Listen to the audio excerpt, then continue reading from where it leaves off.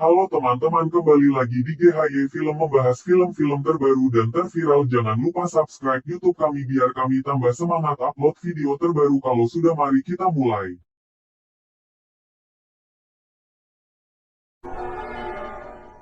Film ini diawali dengan diperlihatkannya seorang suster cantik mirip Acha Septiansah yang sedang merawat seorang bocil di Ojon's Medical Center.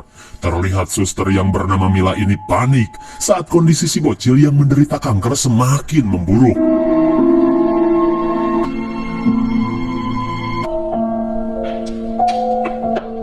Setelah pemeriksaan selesai, Mila yang akan pulang memberitahu rekannya yang bernama Indah jika kondisi si bocil semakin memburuk. Ia pun meminta Indah agar lebih memperhatikan keadaan si bocil. Namun sebelum Mila pergi, mereka pun merasakan firasat buruk saat mendengar suara burung wik-wik di area rumah sakit. Karena menurut mitos dan cenah ya, suara burung itu merupakan pertanda sebuah kematian. Dan setelah menitipkan si bocil, Mila pun segera beranjak pulang. Selang beberapa saat, Mila yang akan pulang terlihat heran saat melihat rekan-rekannya panik dan masuk ke bangsal si bocil.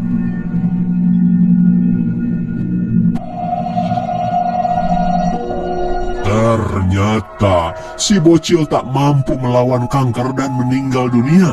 Di tengah kesedihan Mila, tiba-tiba seorang dokter senior menghampirinya dan meminta Mila untuk lembur, di mana ia ditugaskan untuk memeriksa kondisi seorang emak-emak di desa. Di Mila disuruh home care di rumah si emak.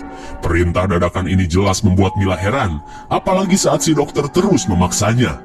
"Kenapa harus aku, dok?" Meskipun hati dongkol karena gak jadi pulang, Mila yang terjerat pinjol pun akhirnya menerima tugas lemburnya. Di dalam mobil, Mila yang akan pergi kesulitan untuk nyetater. Maklum mobil tua, akibat memaksakan beli karena cuman pengen gaya. Setelah susah payah, akhirnya Mila pun segera OTW menuju rumah kliennya di desa.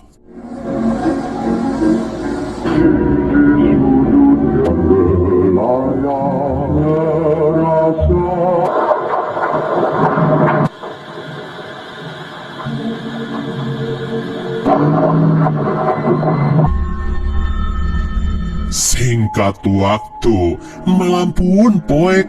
Setelah menempuh perjalanan panjang melintasi kabupaten dan jalan PMPM, Mila pun akhirnya sampai di rumah megah milik si emak. Lalu, Mila pun disambut anak si emak yang bernama Radit. Tapi naasnya, perjalanan yang Mila lakukan pun menjadi sia-sia dan hanya buang-buang bensin. Setelah Radit memberitahu jika si emak baru saja meninggoy. Mendengar hal itu, Mila yang merasa tidak enak karena telat datang memutuskan untuk pulang saja.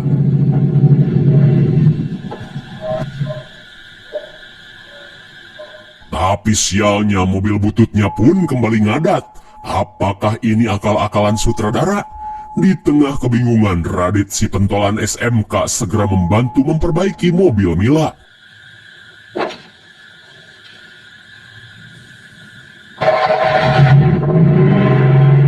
Canggih sekali, hanya dengan modal pelangak-pelongo di depan mesin, Radit pun mampu memperbaiki mobil tua ini. Namun sebelum Mila pergi, tiba-tiba Radit meminta tolong. Oh, ternyata pertolongan Radit ada maunya.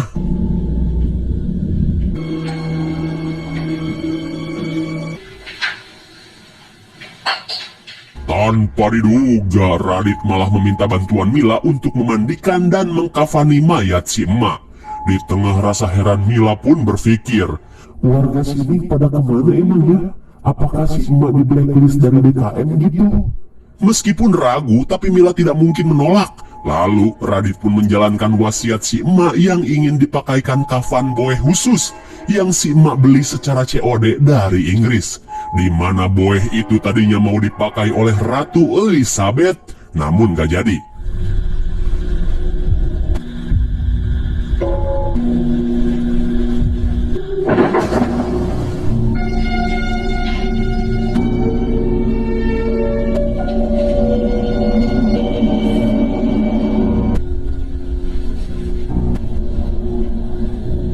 Singkat waktu, setelah lelah mengurus mayat sendirian, Mila yang akan pulang kembali ke kamar si emak untuk mengambil tasnya.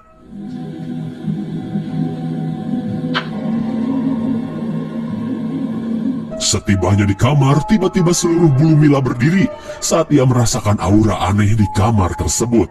Mila yang ketakutan pun segera pergi saat mendengar suara telepon yang berdering.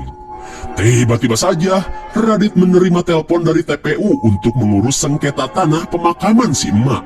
Mendengar hal itu, Radit dengan tak tahu malu meminta Mila untuk menjaga mayat si emak. Hah?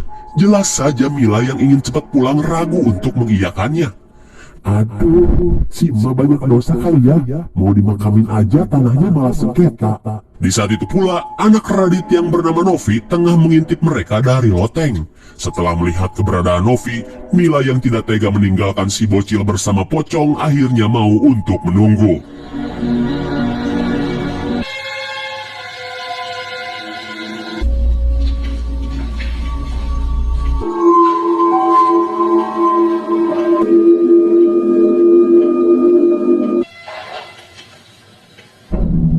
Setelah Radit pergi, Mila yang pelanga-pelongo pun kaget saat melihat kapas hidung si emak lepas.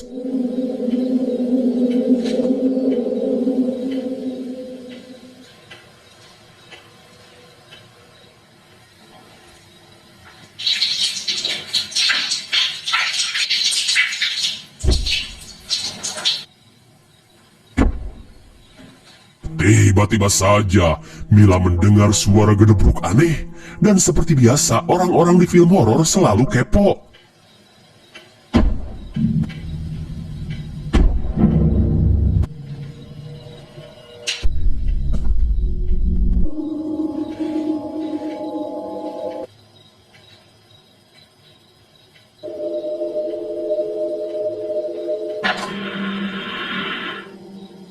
Setibanya di kamar Novi, Mila pun heran karena tidak menemukan apapun.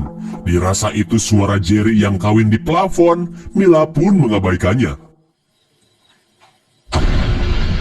Melihat Novi yang kakinya pengkor, Mila pun berusaha akrab dan mengajak Novi untuk menemaninya menjaga mayat si emak.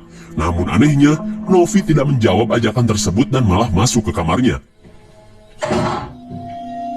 Mendengar suara pintu depan, Mila pun merasa jika Radit sudah pulang.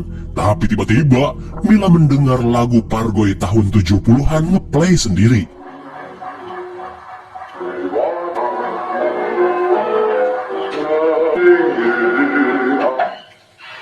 Karena tak menemukan keberadaan Radit, Mila pun ngagipri ketakutan saat keanehan mulai terjadi di rumah ini. Tak sampai di situ, tiba-tiba Mila melihat tali pocong si emak sudah terlepas. Hah? Apakah ini azab si emak?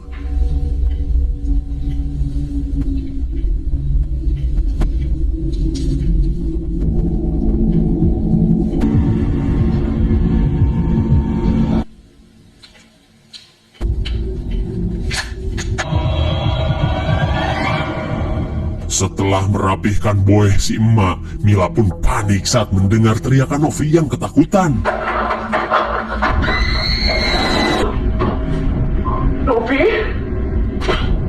Novi? Ternyata Novi sedang ketakutan di bawah ranjang, dan saat Novi menunjuk lemari, Mila pun memberanikan diri untuk mengeceknya.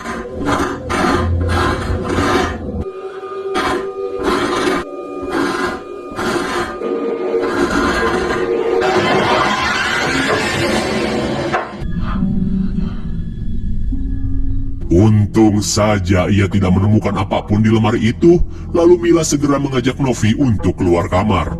Tapi sialnya penyakit bengek yang Novi derita tiba-tiba kambuh, dan ia membutuhkan alat bengek.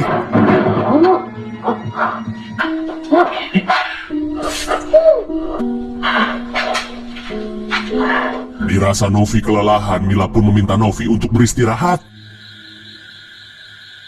Setelah Novi tidur, Mila pun pergi ke dapur untuk minum, dan kembali suara aneh itu pun terdengar oleh Mila.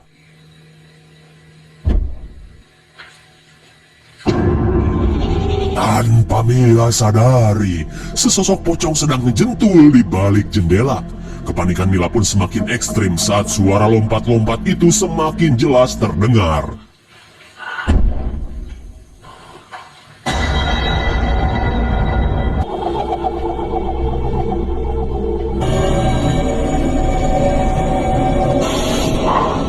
Kok gak ada, hilang?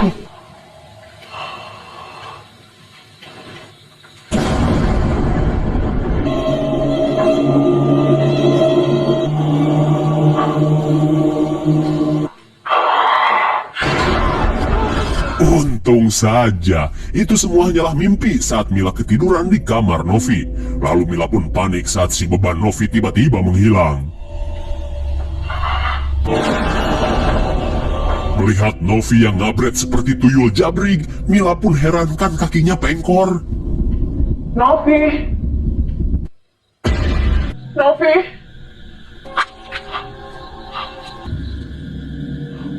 Tiba-tiba saja Novi sudah berada di loteng dan sedang freestyle.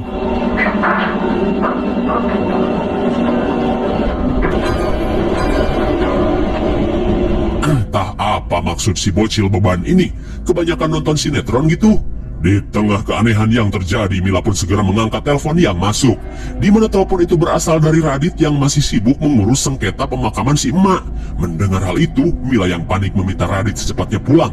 Apalagi setelah Radit pergi keanehan demi keanehan terus menerornya. Mendengar Mila yang ketakutan, Radit berkata jika sebentar lagi ia akan pulang. Setelah menutup telepon, Mila pun kembali melihat si bocil yang terus pelangap-pelongo seperti orang yang kalah Junaid Slot. Kemudian, Mila yang membuatkan Novi minum tiba-tiba kembali mendengar suara aneh. Gebrak-gebruk seperti suara ranjang di depan tetangga. Dan seperti biasa, Mila pun kembali mengeceknya.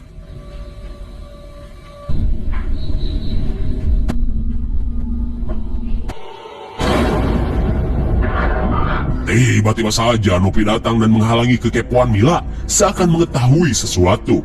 Setelah itu keadaan pun kembali memburuk saat penyakit bengek Novi kembali kambuh. Di tengah kepanikan Mila langsung pergi untuk mengambil alat bengek.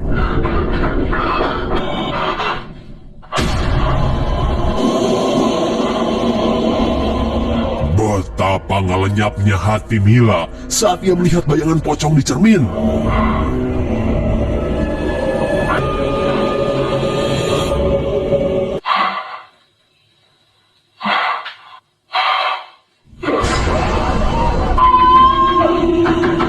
Bagaikan apes seumur hidup dipakai sekali, Mila pun ripuh saat tiba-tiba pintu terkunci. Namun saat pocong itu hilang, pintu pun tiba-tiba terbuka.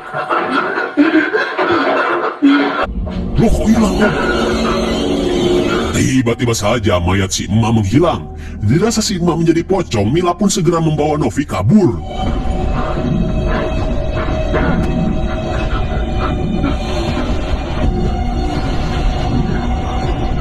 Di tengah kepanikan, Mila pun berusaha secepatnya kabur. Tapi sialnya, sutradara terus saja mempersulitnya.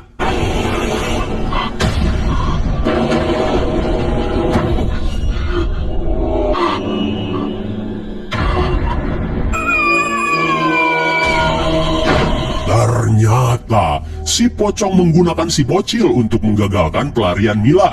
Melihat hal itu, mau tak mau Mila kembali ke rumah tersebut untuk menyelamatkan Novi.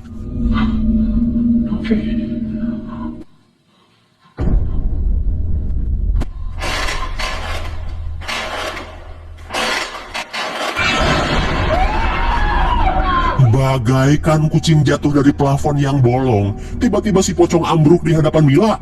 Di tengah kepanikan, Mila pun kembali mencari si bocil Dajjal.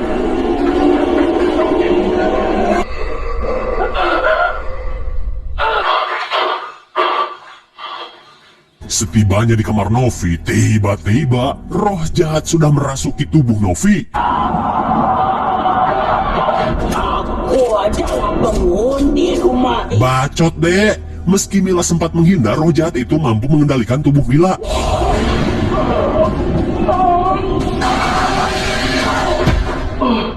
Di tengah kepanikan dan engap dada yang Mila rasakan, ia pun bergegas keluar sebelum keadaan semakin buruk.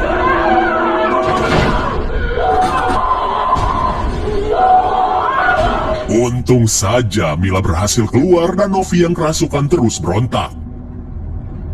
Singkat waktu, dirasa Novi tidak lagi berontak, Mila pun kembali masuk ke kamar.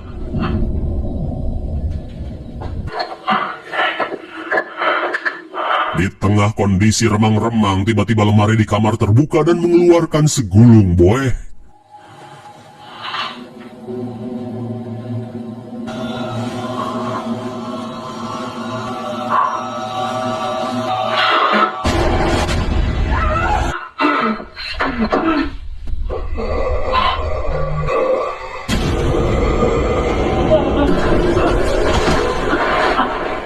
Saking paniknya melihat bebenguk pocong, Mila pun tikosewa dan jatuh dari tangga. Dalam sakit pinggang yang Mila rasakan, tiba-tiba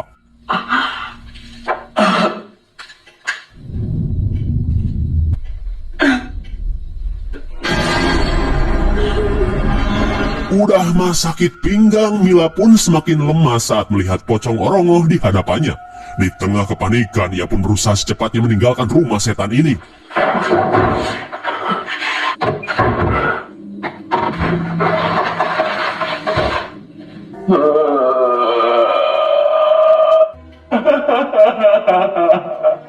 Dan kini Mila yang sudah kena mental hanya bisa menangis meratapi nasib sialnya.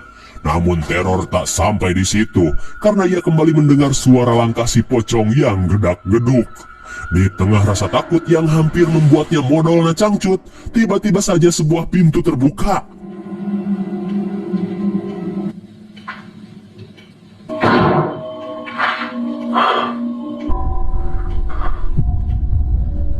Hilang.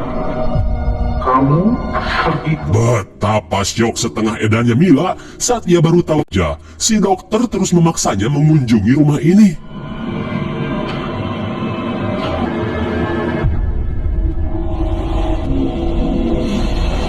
Di tengah keheranan, Mila langsung menanyakan siapa Radit sebenarnya. Tapi belum sempat Radit menjawab, tiba-tiba sosok si emak datang dan langsung menuntun Mila ke kamarnya.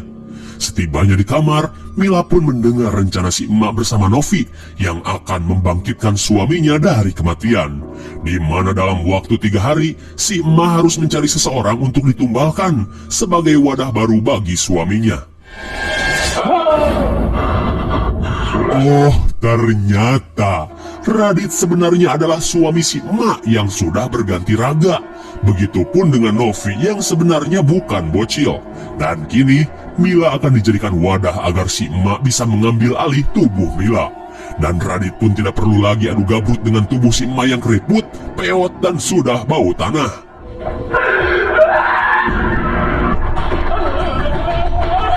Saat pintu tak bisa dibuka, Mila pun bertanya, "Kenapa harus aku?" Karena maneh punya banget glowing.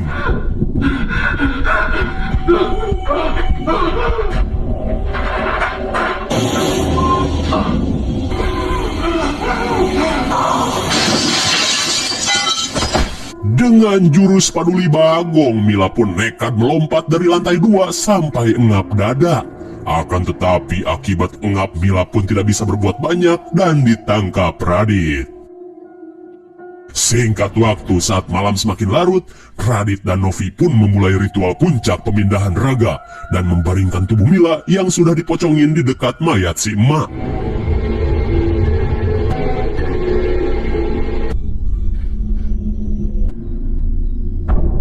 Di tengah suasana disko, Radit pun berhasil menyelesaikan ritual dan membuat si emak kembali hidup di tubuh Mila yang berkulit kencang, glowing, tanpa keriput sedikit pun. Setelah mendapat tubuh bohai milik Mila, si emak pun senang dan menghampiri tubuh lamanya. Singkat cerita, Mila yang tersadar di tubuh si emak terlihat kebingungan dengan apa yang telah ia alami.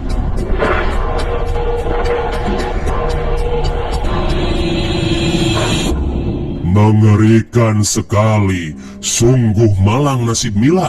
Setelah tubuhnya diambil, kini ia harus terperangkap dan tidak bisa berbuat apa-apa di dalam jasad si emak.